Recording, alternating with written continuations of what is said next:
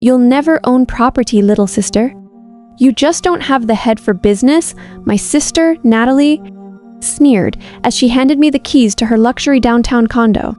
For 2 years, I swallowed for my pride and paid her 100 Urbik a month in rent, enduring her constant bragging at family dinners about being my landlord.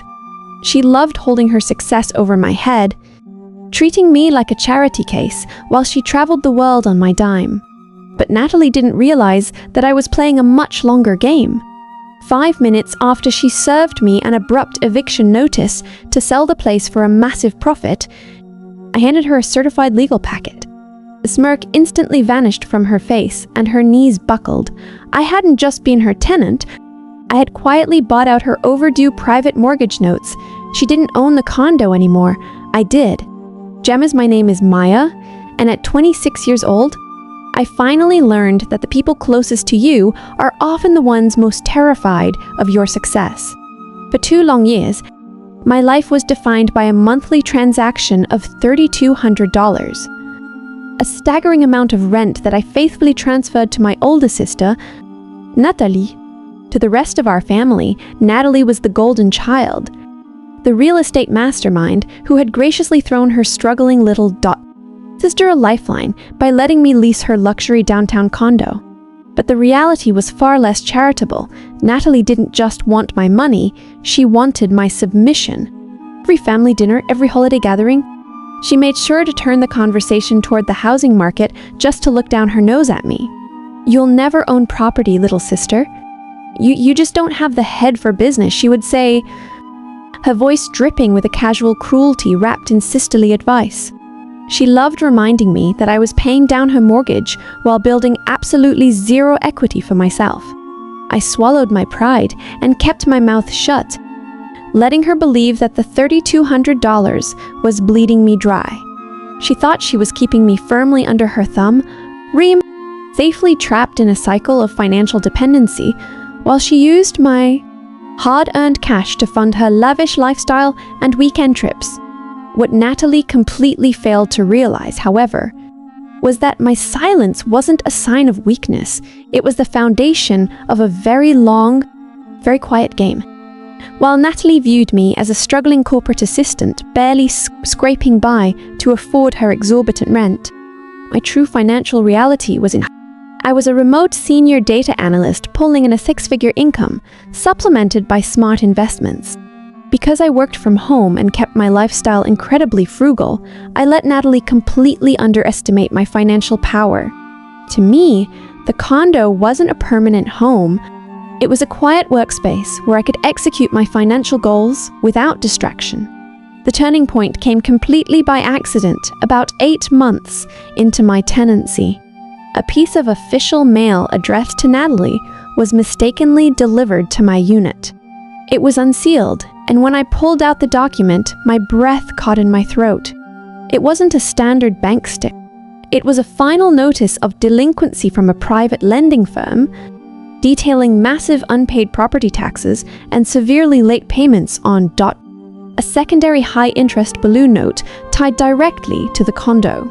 Natalie's lavish lifestyle, the designer bags, the constant European vacations, and the luxury car was a complete illusion funded entirely by dangerous levels of debt. I was drowning financially, using my $3,200 in monthly rent to barely pay the interest while completely ignoring the principal balance. The Golden Child's real estate empire was actually a fragile house of cards on the verge of total collapse. Instead of confronting her and dealing with her inevitable defensive rage, I used my analytical skills to dig deeper into the public registry, uncovering a massive opportunity that would change the power dynamic between us forever. I realized that if I confronted Natalie, she would simply lie, borrow money from our parents, and continue treating me like an inferior. Instead, I decided to let her financial recklessness work to my advantage. I contacted the private investment firm holding her secondary high-interest balloon note.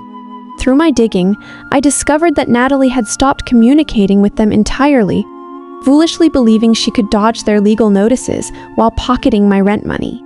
The The firm was completely exhausted by her deflections and was actively preparing to sell her distressed debt packet to a third-party collection agency just to clear it off their books. Operating under a quietly registered anonymous LLC, I stepped in as a serious buyer. Over the next 12 grueling months, I lived on absolute basics, pouring every single penny of my savings and freelance bonuses into purchasing Natalie's toxic debt packets directly from her creditors.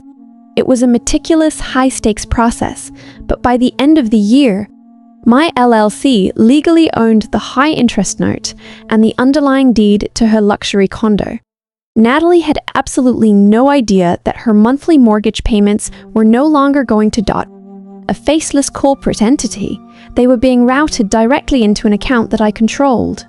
Every single time she called to arrogantly remind me that my $3,200 rent payment was due, I would smile politely, apologize for the slight delay, and immediately transfer the money, knowing that every cent was actually returning right back to me while she slipped further into my legal trap.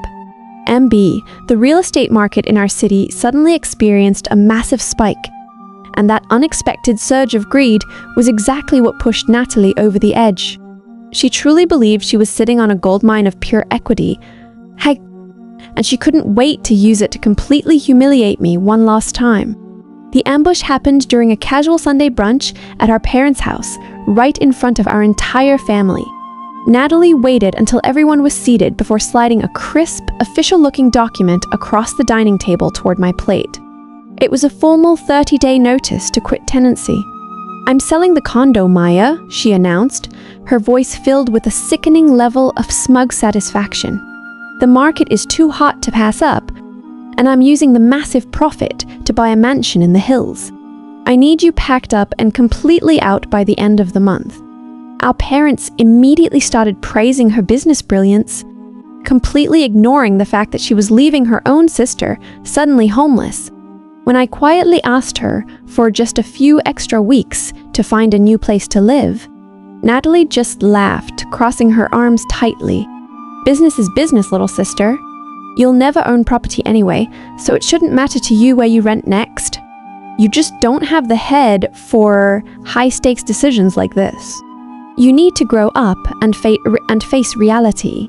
She stood there basking in the warmth of our parents' absolute approval, fully convinced she had successfully broken my spirit, entirely unaware that her desperate rush to cash out had actually triggered her own immediate downfall. Exactly 5 minutes later, after letting her finish her celebratory toast, I reached into my bag and placed a thick, certified legal packet directly on top of her eviction notice. The room went dead silent as Natalie frowned, staring at the corporate stamp of my real estate attorney. "What on earth is this, Maya?" she demanded, her voice losing a bit of its confident edge. "That is a formal notice of foreclosure and immediate transfer of title," I replied calmly, taking a slow sip of my coffee. "You were so blinded by greed that you completely forgot about the secondary balloon note you defaulted on last year. You didn't bother checking who actually bought that debt from your private lenders." Natalie's face flushed as she tore open the envelope, her hands shaking violently as her eyes scanned the legal definitions. My attorney's text on the front page laid out the absolute reality. Her private note had gone into permanent default 6 months ago, due to her total failure to make the required principal payments. Because she had completely ignored the legal warnings, my anonymous LLC had quietly executed the acceleration clause and foreclosed on the underlying deed. "This can't be real," she whispered, her knees visibly buckling as she dropped the papers onto the table. "I own that condo. You don't own anything, Natalie," I said, looking her dead in the eye. "My LLC owns the deed, the equity, and the property. You aren't my landlord anymore. I am yours. And as the rightful owner, I am officially rejecting your intent to sell." The room erupted into absolute chaos as Natalie's financial house of cards collapsed right in front of our family. Her arrogant, old money facade shattered completely, replaced by a frantic, high-pitched scream of pure denial. She tore through the legal documents, her manicured nails ripping the pages as she realized the devastating truth. She didn't just lose the condo. Because she had completely ignored the legal warnings, my LLC had already filed for a massive deficiency judgment against her other personal assets to cover her unpaid interest. "You trapped me, this is illegal. Mom, Dad, look at what she did to me." Natalie shrieked, instantly switching from a ruthless bully to a helpless victim. She turned to our parents, begging them to intervene and forced me to hand the property back. Our parents, who had been praising her business brilliance just 5 minutes ago, sat in stunned, horrified silence, looking back and forth between us as they realized their golden child was actually a fraudulent, debt-ridden failure. Natalie slammed her hands onto the table, her voice shaking with absolute desperation. "Maya, please, we're sisters!" "You can't do this to me. It will completely ruin my credit and my reputation. I'll lose everything."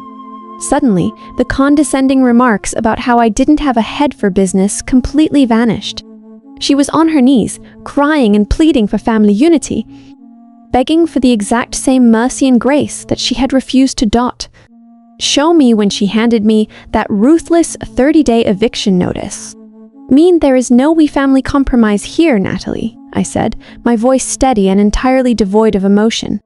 "You wanted to treat our relationship as nothing more than a cold business transaction? You frick. And now you have to live with the consequences of your financial recklessness." Without another word, I gathered my things and walked out of my parents' house, leaving the screaming matches and fake tears behind me for good. Today, I am officially moving forward as the sole, rightful owner of the downtown condo, managing my investments completely on my own terms. But I'm deeply curious about everyone watching from around the world. What would you have done if your own sibling treated you like a financial stepping stone? Would you have bought their debt to teach them a lesson, or walked away entirely?